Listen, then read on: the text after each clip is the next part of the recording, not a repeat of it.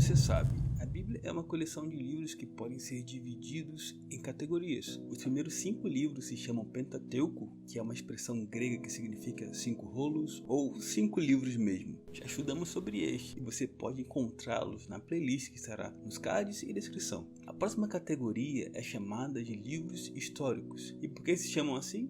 Porque contam a história de Israel. Mas na verdade a história dos hebreus já estava sendo contada desde o Pentateuco, então a melhor definição é que eles se chamam históricos porque contam a história de Israel a partir da chegada em Canaã.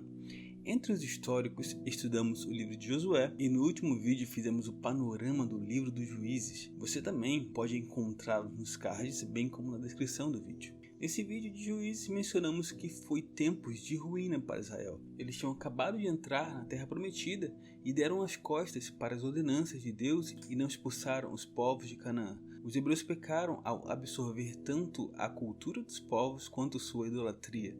Além disso, esses povos viam Israel como invasores e se declaravam inimigos de Israel, os atacando sempre que possível. Mas no meio da confusão que era o tempo dos juízes, onde cada um fazia o que era bom aos seus olhos, aparece a graça de Deus manifesta na história de Ruth. E como é essa história? Norman H. Berry afirma que o 8º livro da Bíblia é o sol brilhante, de repente explodindo em um dia muito escuro e nublado.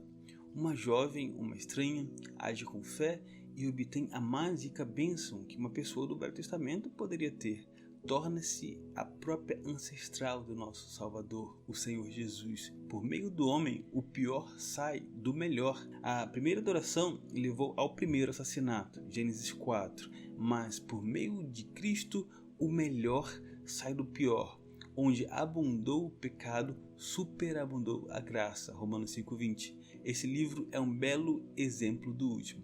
Assim, se por um lado nós temos ruína e fracasso como elementos que de fato caracterizam o livro de Juízes, o livro de Ruth, por outro lado, é caracterizado pela expressão da graça de Deus. Apesar do contraste entre os dois livros, o livro de Ruth se passa na época dos juízes, como nos informa o versículo de abertura do livro.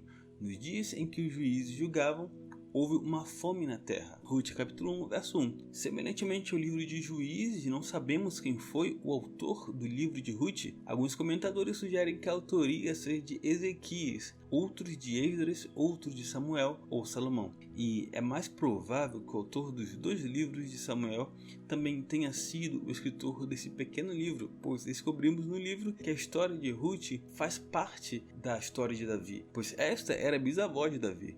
Mas de fato, aquele que segurou a caneta para escrever o livro não é muito importante, pois sabemos que o Senhor Deus é o verdadeiro autor. Embora saibamos que a época dos acontecimentos do livro foi a mesma época dos juízes, o tempo exato dos acontecimentos é tão desconhecido como o da autoria do livro. Por isso, alguns sugerem que o livro de Ruth no passado seria uma história que estivesse contida dentro do livro de Juízes, uma espécie de anexo. O que eu particularmente não acredito, pois há um grande contraste entre esses 2 livros. O próprio William Kelly comenta: é verdade que existe uma tradição antiga de que anteriormente pertencia ao livro dos Juízes, mas duvido muito do fato, estando convencido por motivos internos de que forma um livro separado. Outros, porém, vão afirmar que Ruth é um livro que seria um prefácio dos livros de Samuel, pois prepara o caminho não apenas para Davi, como também para Salomão. Mas a verdade é que o livro de Ruth é um livro lindo e separado de qualquer outro. E como William Kelly afirma, a realidade é que através do livro de Ruth, Deus fez uma linda cena de transição entre o livro de Juízes e Samuel. Como o livro se divide? No capítulo 1, constatamos que o significado dos nomes na Bíblia tem grande importância e que esse fato não é diferente no livro de Ruth. Os nomes usados ao longo do livro, tanto de indivíduos quanto de lugares, são muito instrutivos. O livro aborda a família de Elimelec, que significa meu Deus é rei, e com sua esposa Noemi, que significa meu prazer, e 2 filhos, Malom, doença grave, e Quilom, expectativa ansiosa, vivem em Belém. Mas por causa da fome, a família sai de Belém buscando refúgio na terra de Moabe. Ao contrário da instrução de Deus, os 2 filhos se casam com filhas da terra de Moabe. Elimeleque, Malom e Quilom morrem naquele país estranho, deixando 3 viúvas, Noemi e suas noras moabitas, Ruth e Orfa. Sem homens na família que pudessem cuidar de suas noras, Noemi pede Orfa e Ruth que voltassem para a casa de seus pais. Orfa, com relutância, acaba voltando, mas Ruth se apega a Noemi e a Deus, dizendo as lindas palavras: aonde quer que tu fores, irei eu, e aonde quer que pousares a noite, ali pousarei eu. O teu povo é o meu povo, o teu Deus é o meu Deus. Noemi então retorna a Belém com Ruth. Reconhecendo a mão de Deus em sua vida, Noemi pede que ela seja chamada Mara, amargura, porque grande amargura me tem dado o Todo-Poderoso. Ruth, capítulo 1, verso 20. E isso nos leva ao capítulo 2, que pode ser visto por nós cristãos como encontro com Cristo. Mas como assim encontro com Cristo? O Senhor só aparece no Novo Testamento, certo? Errado. Nós vemos o Senhor a todo momento no Velho Testamento, tanto através da criação, sobretudo em Gênesis, como através de sua aparição como o anjo do Senhor, e principalmente podemos ver Cristo em figuras. E é assim que vemos Cristo no livro de Ruth, em figura, em tipificações. Logo no primeiro verso desse capítulo, somos imediatamente apresentados a um homem, Boaz. Seu nome significa força. Ele é uma figura de Cristo. Ele é rico e também parente do marido morto de Noemi. E a partir do segundo verso, vemos o encontro de Ruth com Boaz, que tipifica o encontro do perdido com o Senhor Jesus. Quando Boaz encontra Ruth, a primeira coisa que ele diz a ela é para não entrar em nenhum outro campo. O Senhor Jesus também avisa nós crentes para não nos misturarmos com o mundo. A chave para o capítulo 3 é descanso. Então para nós é uma imagem de como encontramos descanso em Cristo. Uma vida de descanso, conforto e segurança sob os cuidados de um protetor. Isso não significa que não passaremos provações e até privações, mas temos a segurança que com Cristo tudo estará bem.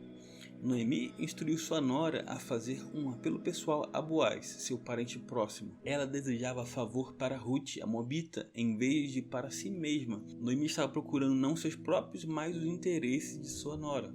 No capítulo 4 vemos que Boaz, um homem justo, sabia que, de acordo com as escrituras, o parente mais próximo do marido morto de Ruth tinha o direito de casar com ela. E havia um outro homem com parentesco mais próximo do que o de Boaz, mas esse não quis desposar Ruth. Embora possamos ver Ruth como figura do pecador perdido à espera de um redentor, Ruth também é a tipificação de Israel, que terá uma grande bênção no futuro milênio. O parente próximo pode ser uma figura da lei, que nunca poderia redimir. Somente Cristo pode nos redimir do pecado. Então, tendo esse parente se negado a desposar Ruth, Boaz está livre para levar Ruth para ser sua esposa. Para resumir profeticamente, Ruth representa o futuro remanescente judeu. Boaz, uma figura de Cristo, assume a causa de Ruth, casando-se com ela, o que profetiza a redenção da herança, a terra de Israel. Somente a graça poderia realizar essa tarefa. Este belo livro, que começou com fome, morte e amargura, agora termina com vida. O filho de Ruth, Obed, é visto como filho de Noemi. Obed é o pai de Jessé e o avô do rei Davi. Ruth, juntamente com Tamar, Raabe e Betseba, são as únicas mulheres mencionadas na genealogia do Senhor Jesus. Quem pode sondar a graça de Deus? Por esse vídeo é isso. Dúvidas e sugestões nos comentários. Até mais!